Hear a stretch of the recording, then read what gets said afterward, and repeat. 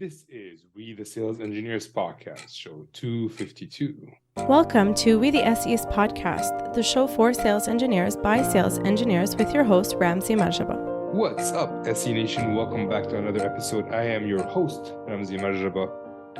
And the best thing in the world is to jump on a call with another sales engineer and just chat. And that's exactly the feeling that I got today. And it's always, you never know where it's going to take you and what questions are going to pop up. So it's always just fun to have a conversation with someone with no agenda whatsoever so that you can just absorb. And that was my conversation today with Gareth Jones, where he's an SE leader at Splunk in the UK. And he will talk about his story, but basically went from military, now is an SE leader. So we talk about that transition, why he went through that transition, what his expectations were, what he learned from it, and all that stuff. So if you enjoy just listening to, I guess, two people have a chat, please stick around and let us know your thoughts. If you don't, well, hopefully you will enjoy this one. So I'll check back with you after the show.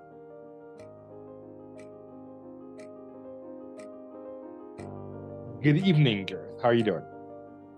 I am not too bad, Ramzi. Thank you very much. How about yourself? I am doing well. I feel like we've had this conversation before, like 3 minutes ago. Happy New Year. Well, happy New Year to you, sir. I love New Year, no matter when you are, several weeks beyond it.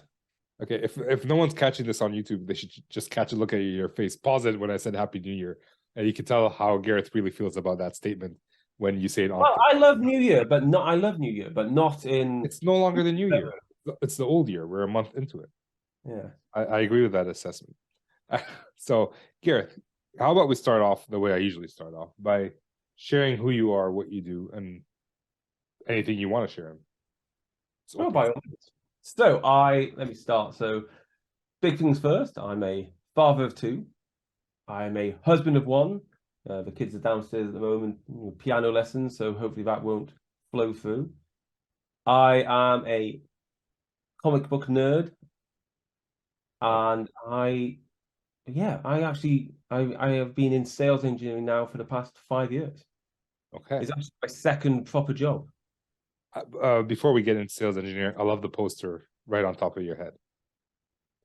Is that of a specific Superman, or is it just comic book Superman? Comic book Superman. That's nice. Which is the whole Superman thing right now is a longer conversation. Okay, well, we'll talk about that later. Actually, yeah, we might talk about that soon. So you said this is the second job. Do you mind sharing what the first job was? Yeah, sure. So I was in the army for 12 years as an army officer.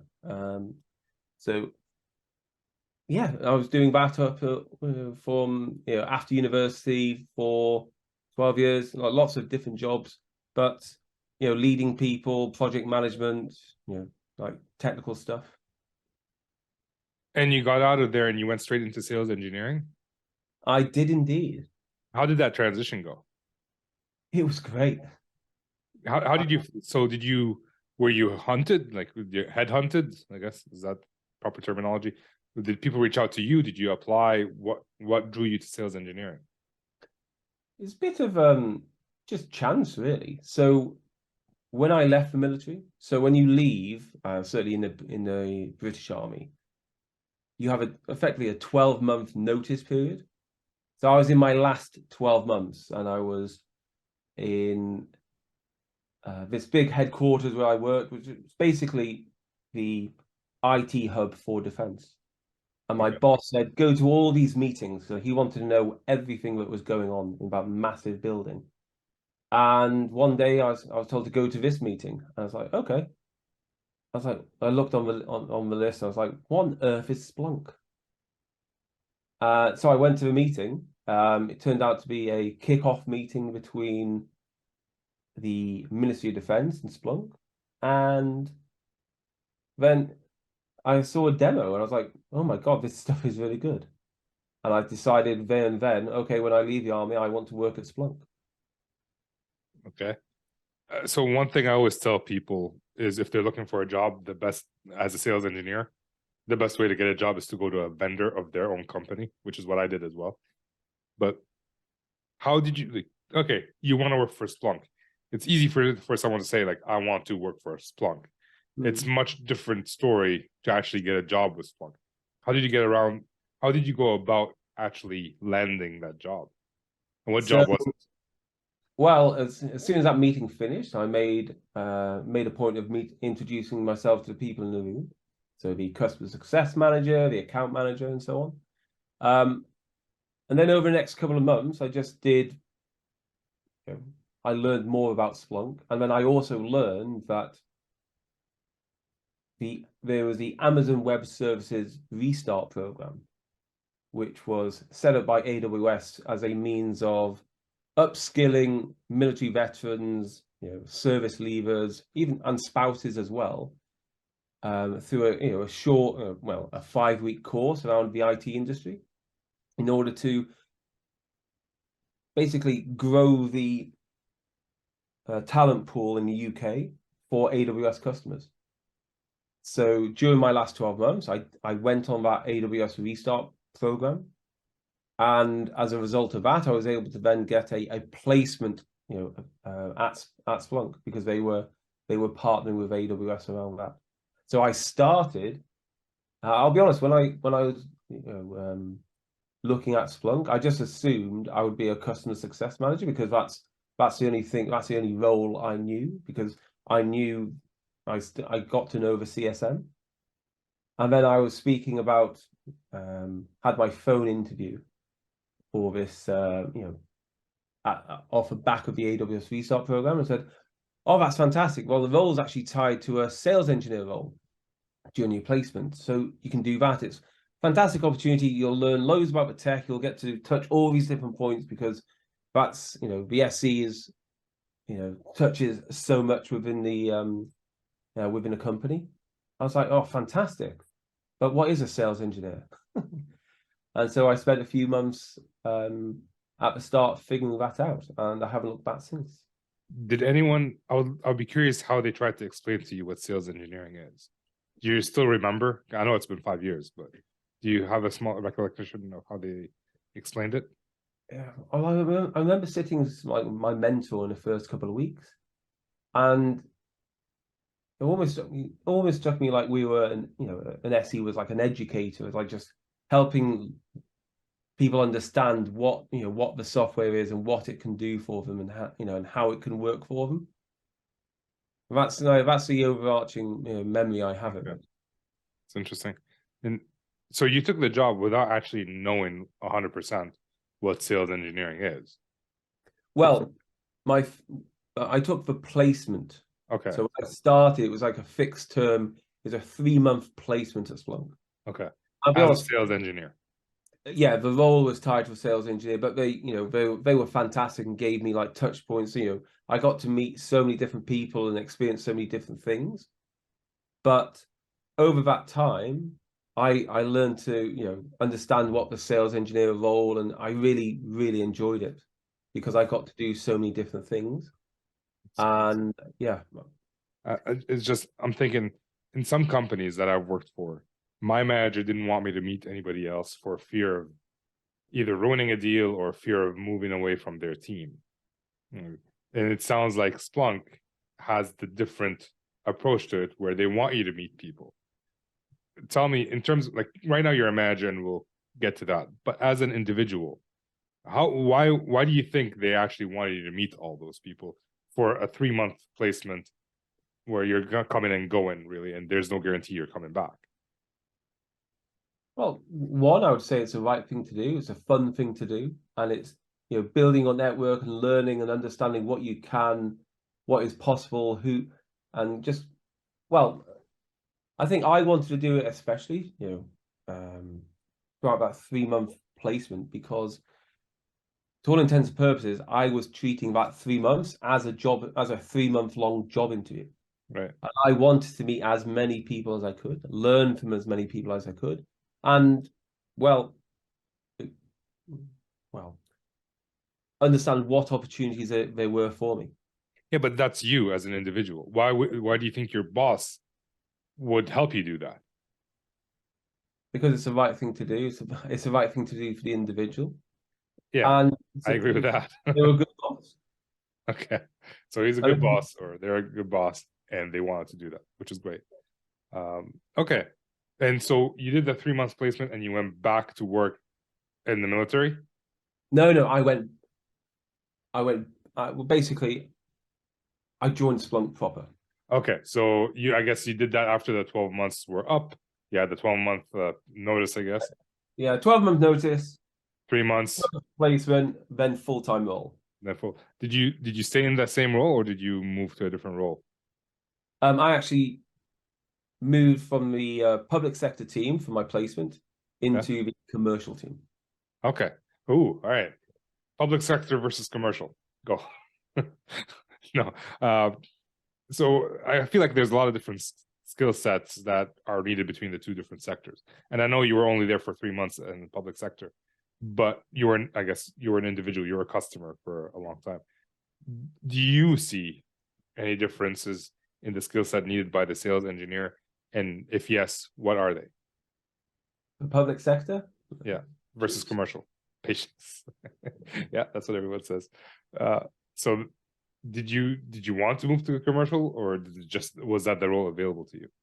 It was a role available to me, but I think, I'll be honest, if I was offered it and I had the choice, I'd have gone commercial anyway. Okay, why? Well, it's a bit of advice I'd had, because I knew public sector, albeit having been a public servant for 12 years in different guises. So what I didn't know was, the commercial space with different challenges, for different verticals, and how they operated. And for both roles, I would have learned about being a sales engineer. Yeah. But I didn't, I hadn't worked with those different markets before, with those different companies, with those private companies, and I wanted to. So playing devil's advocate for a second, not that there's a wrong decision, but in my mind, if I would assume that because you come from the public sector, it will be easier to sell into the public sector because you know them. Yeah, perhaps. I'd be able to speak the same language and so on, but for my own development, for my own progression, for my own education and development, it was better for me to do commercial. Okay. And now you've been in commercial for 5 years, or have you moved since then? 5 years. Okay. Is it a field sales engineer, or more inside sales engineer? As in, do you go visit customers, or mostly account managers assigning demos and discussions like that? So we own opportunities. We run those opportunities to get the technical win. Okay. But predominantly the work we now do is more remote. But when I was a sales engineer, I was visiting customers on site quite often. Okay. Yeah. Okay. So commercial. Actually, maybe we should define what commercial is. Is it a small, large? What's the difference between the public sector, commercial, enterprise? Do you have those, or is it different as Splunk? Or I don't know if you want to talk about Splunk specifically. I don't really want to, not necessarily. We don't have to, but just no. It's just size. It's just size of customer in respect of that. Okay. In 5 years, how has your career been in the last 5 years as a sales engineer / leader? How's it been? Yeah. I'm assuming you've enjoyed it, but what are the challenges? What are the good things, the bad things? Everything. Just tell me. No, I've really loved it. One thing, the people who knew me, all my friends, before them, when I was in the military and then moving into that new role and that that new life outside the military, they're always amazed of how passionate I'd speak about it. Especially you'd have friends around for dinner, and I would wax lyrical about about the role and what I was able to do, and the kind of challenge I was seeing, the people I was talking to, the places I was going, and the fact that quite often each day would be different. I'd meet different people. We'd have, we would talk about, well, again, different challenges, because I got to see things I hadn't seen before and work with organizations I hadn't worked before. And at the same time, learning about how to sell software. Part of the reason I'm asking that is when I transitioned from like more post-sales work to pre-sales, for the first year and a half, I thought I was the best thing since sliced bread because I was hitting my quota, only to find out that I sucked. And I had to start a podcast in order to get better at what I do. And not everybody has to go to that extreme, but like when you transitioned, did you have the guidance to actually know if you're doing things right or wrong? How did you become a good sales engineer? Well, I did a lot. I had good management, good mentors, and I met a lot of different people. And I like asking questions. One thing I think I'm good at is I won't necessarily remember the detail to answer the question, but I can remember where I need to go to find it. Right. And I think that's really useful in the role of a sales engineer, or well, frankly, for anyone. But so whether the answer I need, whether that's from a website or a document somewhere, or quite often it's, I know the person to ask, I'm going to go and ask that person. Yeah. And so I think what I was doing quite quickly, and I still do now, is like building that network of great people around me, and people I know, so I can help them, and also if I need, and I ask for help, they'll answer it as well. I love that. The basic misconception about sales engineering is you have to know every answer to every question, where, as you stated, it's more about knowing where to get the answer to almost every question. So Yeah, I love that. Is there a mistake you look back at and say like, oh man, that was a rookie mistake, I shouldn't have done that? Or was it all smooth sailing and no mistakes? No, I've made plenty of mistakes. I mean, I remember once doing a webinar. It was a scheduled webinar, and you go and deliver this demonstration, the talk script, and so on. And I certainly when I started, I signed up for as many as I could, so delivering them time and time again, so that like the language almost became embedded within me, so I could just call upon it. And I remember doing one webinar where I think it was over WebEx, but started delivering it. There's no camera or anything like that, and 45 minutes in, the whole presentation, the whole demo went through, and then I went, because I only had one screen. I didn't have this set up here, so I only had one screen, so I couldn't see the chat, the chat stream. So after 45 minutes of going through this, this perfect demonstration, according to the talk track, I went to the chat and realized 43 minutes before there was a series of conversations of such as, can anyone hear him? I can't hear him. Can he see this? I don't think so. Okay, well, we'll just leave. And so everyone left everyone left 2 minutes in, and I carried on oblivious for 45 minutes. Yeah. Okay, I guess that's the lesson learned. Yeah, so one of the biggest mistakes that I did was the spray and pray. And unfortunately, it took me a year and a half to figure out that spray and pray is... Show them everything. Yeah, basically, I have a corporate slide deck. And is this interesting to you? Is this interesting to you? Like that kind of... And I learned that. So my manager was based out of North Carolina. Right? And we had a team of 12 people. As long as you're hitting quota, you're doing okay, right? My quota was fairly low the first year, so anybody could have hit that by accident. Like even if you didn't mean to, you would have made that quota. But because I made it, I got perfect reviews and all that. And it wasn't until like a few years, like a year and a half later, where I realized, like, dude, people are buying despite of you, not because of you. Yeah. right? You're showing them a catalog, and you're just turning it from visual to an audio catalog, and you're moving on. And it took me a while to understand. It's like, I don't even know what people are buying from me, right? And that was one of the mistakes that I kicked myself. It took me a year and a half to figure that out. So if that's the mistake that you're most worried about, I think you're way ahead of the curve. No, I'll tell you what. I think shutting up and listening more is definitely something I should have done a lot more earlier on. Yeah.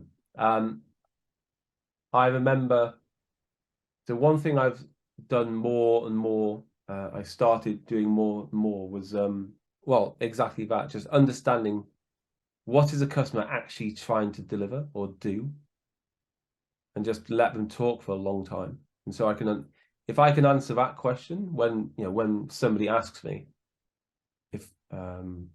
well, I'd be in a far better position every single time. So that when you come to show whatever you're showing, everything you're showing is then you should be able to draw a direct line from, well, I'm showing you this because of what you told me last time. Yep. The so what test. I realized after a while, I was like, if my only answer to why they bought from us is price, then as a sales engineer, you're not really needed. Because at that point, they just do the negotiation, and it's a race to the bottom in terms of price. The funny thing is, the competitors did the exact same thing. So no one showed value. It was a race to the bottom towards price. So, and here we are. Okay. So when did you moved into leadership? Like a year and a half ago? Yeah, about a year and a half, yeah. Was it part of your plan to move into leadership, or an opportunity popped up? How did the conversation go between you and your leaders, so that when the opportunity came, you actually landed it? So for myself, I think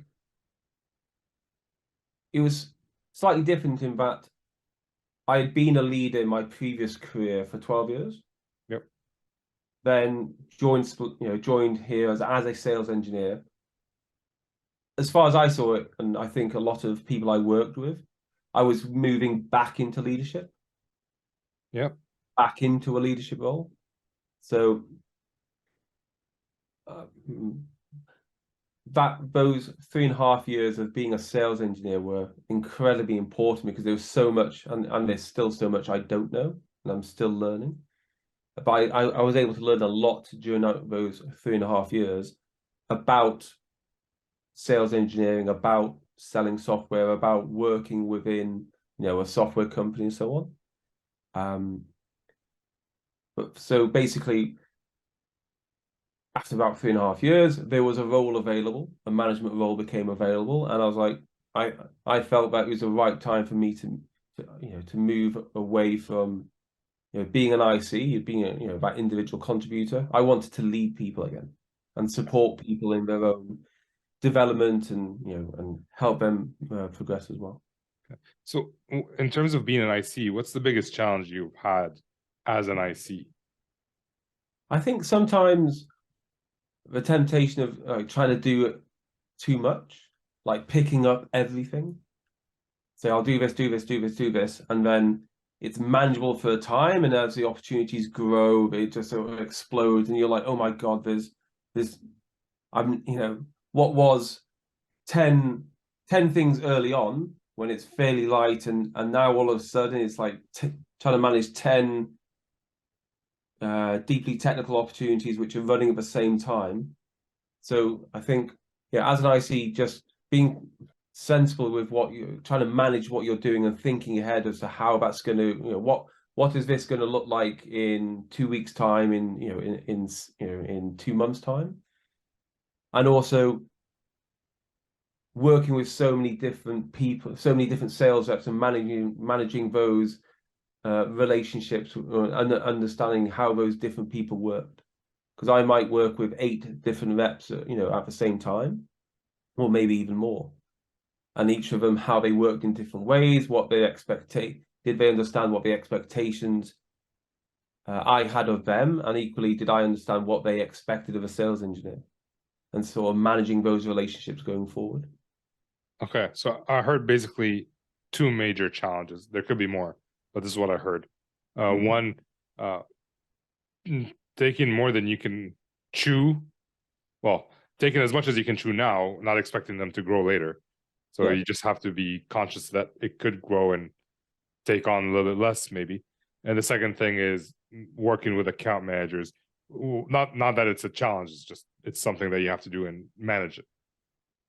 Yeah, so especially working with multiple account managers and managing those different working styles and understanding how to have the best working relationship for each of them.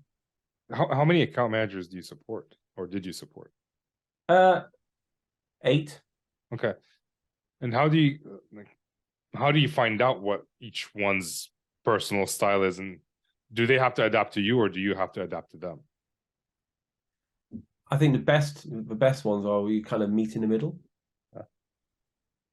And most of the time, it's kind of just having a conversation at the beginning. Something I've become a big advocate of is just talking about expectations. So when you sit down with somebody, within this new role or this new working relationship, just framing the conversation around, what are, the expectations of each other. So if I sit down with a new RSM, okay, well, tell me, what are your expectations of me as a sales engineer? And equally, these are my expectations of, of a salesperson, and just flashing those out and and can we get agreement on those? Okay. RSM is regional sales manager, right? Okay. Sorry. And so what if your expectations and their expectations are off? Then what? It's time to negotiate. Love that. How does a negotiation look like?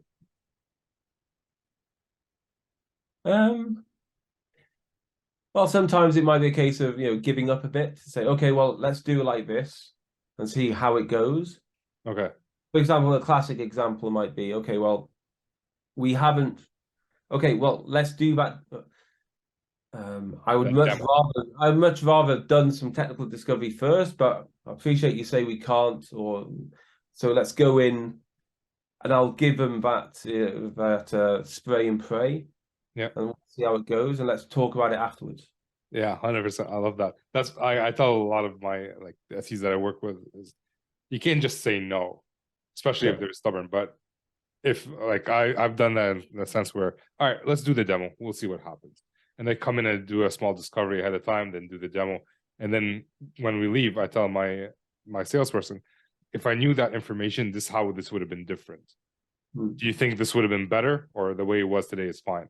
And usually it's like, no, you're right. It would have been much better if we addressed those. Like, all right, for next time, can we actually do that? And it's the other side, on the other side as well, about it's not just there's opportunities. So that conversation at the end where we come back together. I mean, I appreciate the audience of this podcast, but the sales engineer isn't necessarily always right. No, he is or she is. It's the law. I've worked with many SEs who had to it out. Yeah, SEs have their weaknesses as well. I feel like everybody has something to work on, so I agree with that. But, yeah. Okay. And now you've been a manager for a year and a half. What has the biggest challenge been as a manager? Not necessarily a challenge, but it's given me far greater insight into the pressure that sales come under. Managing and being held to that quota, to that attainment. Yeah. So sitting in on those various forecast calls and supporting at various levels. So it's given me a far better appreciation as to the challenges that sales come under. Yeah. And it's actually helped me, working with the SEs I work with and understanding that behavior and how we can best support and work around it. But yeah, so there's that part. The other element that I guess is around is, well, I know challenges. it's a weird way because I've actually, I really enjoy the job. That could be a challenge. The challenge is enjoyable, really. Yeah. I mean, if okay, let me put it to you this way: if there's someone on your team looking to one day become a manager, what would you tell them about the role, like the pros and the cons, and what they should work on the first month? It's all about your people. If you don't think you're a people person, or you describe yourself as I'm not a people person, then then you should not be a manager. By It's people all, person, go ahead, it's all sorry. my job, as far as I'm concerned, is all about the people in my team. I am there to support them. You don't mean like it has to necessarily be an extrovert, as in a people person. No, no, no, no, Like no. you care about people Yes. more than okay. No, just want to. Okay. I had a follow up and now I completely blank on it. Okay. Is there a reason why, beyond this not being a people person, is there a reason why people should not want to be sales engineer managers or managers in general? I suppose the question is, where is that, doing that role or becoming that manager? Where is it? Why are they doing it? Is it giving them something to move them, to as a step in the right direction of where they want to go? So, we talk about it's more around, like a career development chat, but ultimately, where do you want to take your career, and how is that management role going to, to move you forward to that? What skills are you going to get out of it? What experiences are you going to gain from it, which are moving you in the right direction? Okay. Are they? So let's say I'm talking to you. I want to become an SE manager, right? And the answer to that question is I don't know where I want to be. Like I don't even know if sales engineering management is the right role for me, but I can't know until I try it. Like, is that a good reason to just try it, or what else should I be doing instead? So, almost doing like a career chat now. I mean, Well, talk a why bit not? about. Well, I'd like to understand, what are your goals? I mean, what is it that you actually want to achieve? I want to be able to help as many sales engineers be better sales engineers, and that's just me answering. And also have Have you considered starting a podcast? I have. It's not enough. But a lot of people want to become sales engineers. They just don't know if it's the right role for them. Some people go into sales engineering, then move back to IC because it's too much headache. I'm just curious, like, what conversation should they have with their management team before they say yes to the role? And a lot of times when we're talking to our management team and we're hesitant about the role, it's like, oh, they don't want the role. Let's just move on. Like, don't even give them a chance, right? So people are worried about talking about these things with their management. Does it make sense? Yeah, it makes sense. I mean, it's unfortunate, but yes, it does make sense. Okay. Yeah. Okay. I want to compare being a leader in IT at the military versus being a leader as an SE leader. What are the similarities? What are the differences? What people can learn from each other, and what have you moved with you? The biggest difference is that people can say no. Where, as sales engineers, or Yeah, sales engineers, yeah. why? Okay, why? Well, within the military, you can give, you can give a reasonable and lawful order, and they have to say yes, sir. Okay. And the expectation is they'll go off and do it. Within sales engineering, it's more why. So, as military officers, they cannot ask why. Well, they certainly. I mean, if it's, well, of course they can ask why and so on, but then that should be part of how you deliver it. But the expectation is, if it's a reasonable request, if it's a, I would like you to do X, Y, and Z, it would be like, yes, I will go off and do X, Y, and Z. Okay. So how did you like adjust to that new response? Helping them understand what's in it for them. Okay. Well, really, no, not so much that, but helping them understand the why. Right. So, for example, I'm asking you, I need your help in this. I'm asking you to do this because of these reasons. Okay. I mean, even as employees, sometimes I feel managers can say something and we cannot say no because they tell, well, your compensation is related to that, or you could get fired or for whatever reason. I guess you don't see that, and you have to actually explain why. Well, so again, we go back to expectations and things, tied to the role and so on. But certainly if I'm, speaking to members of my teams that I would like you to do this, or can you please pick this one up, or whatever case may be. I always try to, in doing so, I always try to explain the why behind it. Right. I mean, you get better buy-in if they understand why. 100%. I've seen managers try to use although they're not in the military, you can't say no. So you could try it if you want to. I don't think it'll be effective in the long run. You'll just see more turnover. Is there anything else that's similar between the two? I mean, they're both complex. A lot of various levels of decision making and stuff happening in the process in the back end that you might not be aware of, you need to become aware of. I mean, the process element, as particularly as you end up learning about it because you didn't know about it, and then you hit that roadblock. Oh, I haven't done this yet, so I need to go off and do this. Other similarities? Well, yeah, I mean, it's one of those weird ones. Yeah, there's probably too many to. It's more similar than dissimilar. Yeah, I mean, I'll be honest. The transition for myself, moving from one to another, I really enjoyed, and I found it personally. I found it a really not easy, but something I really enjoyed doing. Okay. Because I was supported by a lot of great people, both within the military, within Splunk, and most importantly at home as well. So but it felt like as soon as I was here doing the role and learning about the software and getting the chance to learn about our customers and working with them, I just felt like I'll be honest, I felt like I fit within the sales engineer role, and I felt like I fit within where I am now. Nice. Yeah, I mean, we're about to head into the not so fire round in a second, but I just want to make sure. Is there a question you wanted me to ask that I did not? About what? Just in general? In general.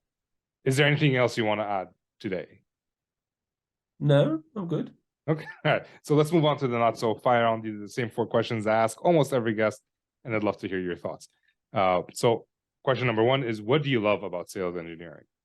Helping customers, learning from them, and just actually spending time getting the space and the chance to learn and understand what the customer's trying to achieve, where they're trying to either move towards or move away from, actually, and then show them that you've actually listened to them in what you're explaining, what you're showing, so that, and seeing the look on their face when they realize, oh wow, this could actually really help us do what we were telling Gareth about last week.